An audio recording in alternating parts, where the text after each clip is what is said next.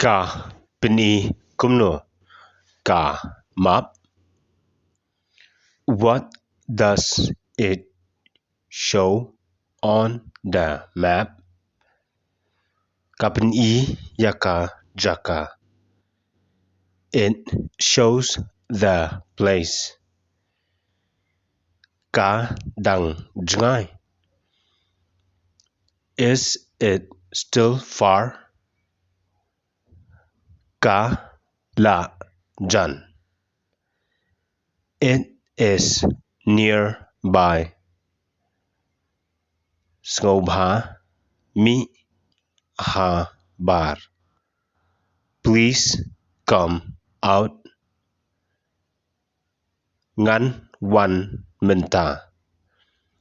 I will come now. Wan ra ka pla. Bring a bag. Ka ba come here. A bigger one. Tap sha po.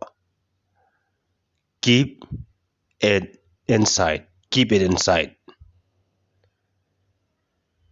Sumar ya ka.